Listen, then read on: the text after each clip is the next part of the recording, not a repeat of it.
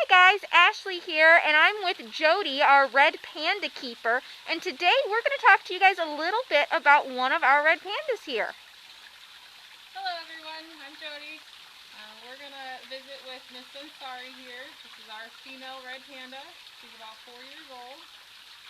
However, she's a little bit shy, so we're going to see if we can convince her to come down from her tree. A lot of times when people come visit, they will miss her because she hangs out in that redbud tree there. And she sometimes will be at the very top. But that little platform station is her favorite place to be. So we're going to ask her to come a little bit out of her comfort zone and come down to this lower feeding station and get her treats for the morning and hopefully give you guys a nice visit.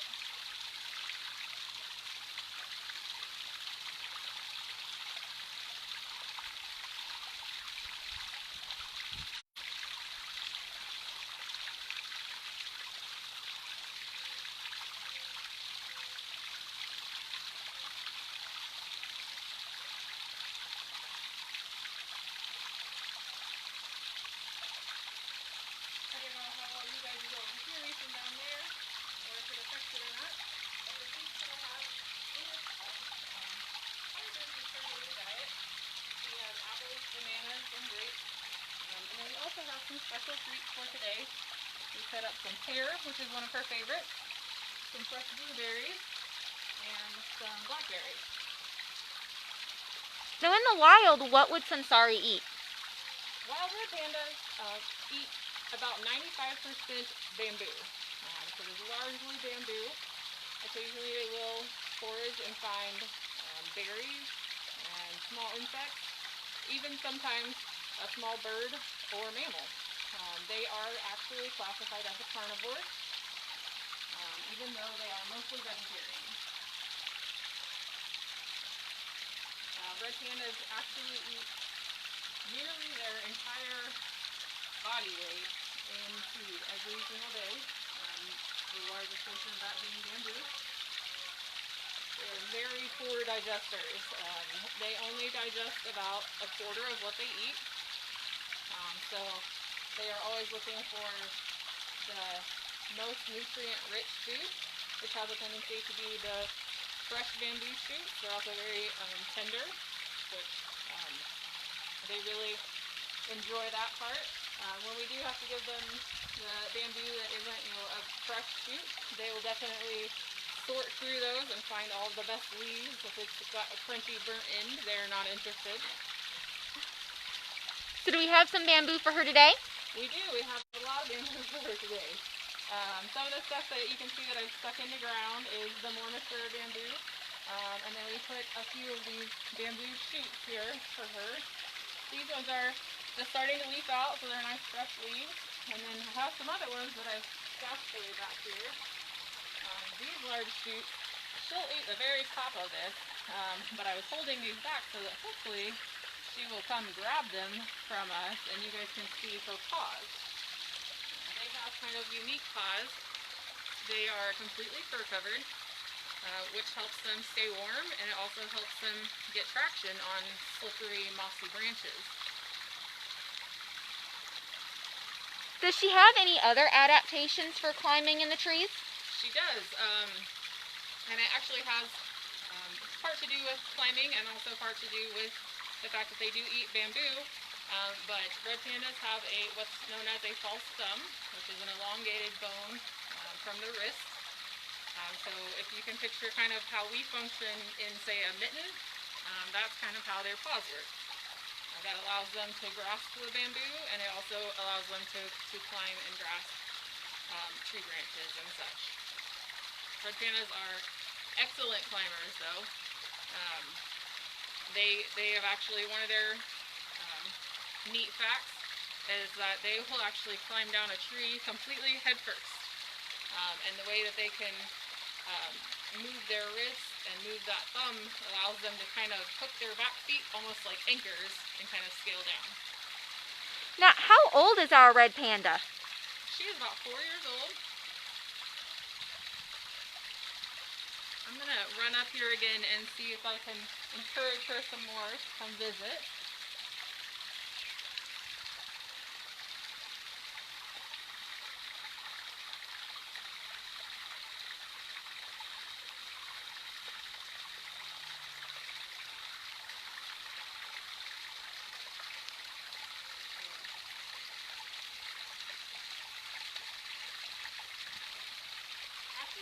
try and come up here and see us still Sure. here?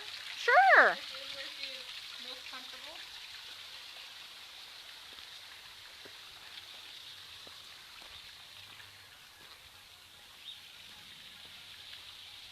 Good girl, Sunsari. Now, what panda do we have here? And if so, will she be getting a mate in the future? She is our only red panda currently. The species survival program had suggested that we transfer a male from Oklahoma City Zoo to here for breeding purposes. However, when all the COVID pandemic struck, we had to put those moves on hold for now, for the safety of the animals and for the safety of our staff. So as we start navigating, getting through all of this, we'll look at those transfers again and try and get him moved. Like I said, he was a little male. He's very young still. He's less than a year old. He's in Oklahoma City. His name is Robbie. We've been watching him on Facebook in anticipation. He's a very fun little critter, it looks like. So I don't know if you can see them from there, but you can get a look at her. I might be able to get her to show you one. Her paws. Reach for it, babe.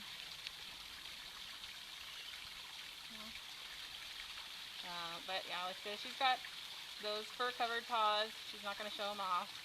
She has semi-retractable claws. So she can extend them a little bit, but they never go away, kind of like a cat. Now, where are red pandas originally from? The red pandas live in the mountain forests of the Himalayan mountains, from Nepal down to China. And there are actually two different subspecies of red panda. There's what's known as the Himalayan red panda, which is what Sunsari is here. And then there is also the Siamese red panda. And the biggest difference between them is a little bit of size.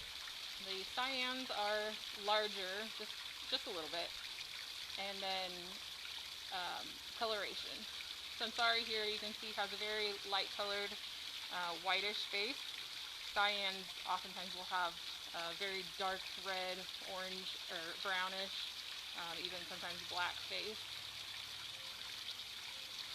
So we can definitely see those semi-retractable claws sticking out of her paws. Do we ever have to do any maintenance on her nails? We don't. She actually needs those nails so that she can navigate through the trees. Red pandas are arboreal, so that's where they spend the majority of their time, is in the trees. So she needs those nails to be able to climb. It is something that we have to be very cautious of when we're working with her, because if she does grab, she can hook us with those nails.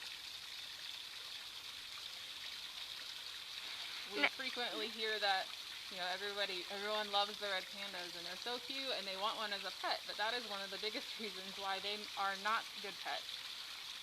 Those claws are very dangerous, and they also have a very strong bite. Since they are carnivores, they do have those canines in there.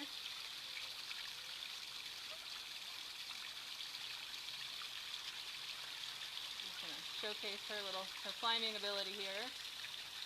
So since we've been closed, this is a large part of what we've been doing. It looks like we're just hanging out feeding her, but it is training.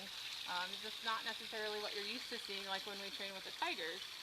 For Sunsari, she is a very nervous animal, and she gets very anxious about the smallest things sometimes. So just getting her comfortable with us and building that relationship is very important, and we need that so that when it comes down to getting her to do a behavior, say if we need to take her in for a veterinary exam, or if we need to move her off of this exhibit, then we've got that relationship to be able to make that happen. But with her, we have to be very careful with every interaction that we have with her when we come out here, because she is so sensitive to all of those things. So I even have to be careful what jacket I wear, because our little windbreaker jackets that we wear, they swish and it makes her nervous. So we've really been taking advantage of the fact that there's a little less commotion around the zoo, and we've been working her, just trying to get her to come down from this platform, go to the other one where we started out, and we even have a new platform that we put in while we've been closed that's on the furthest end of the exhibit, where we've been getting her to come down there, and actually twice this week she's come down with me standing nearby. So those are big steps for her. That is awesome. Well, you can kind of tell that she wants the food, but she's a little nervous about both of us being out here. You can see her like, I think I might go away. Oh, I really want that grape.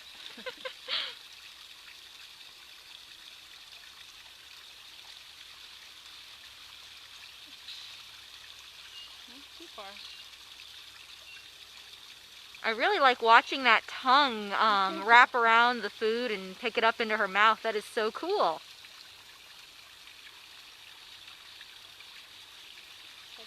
Down with us, maybe.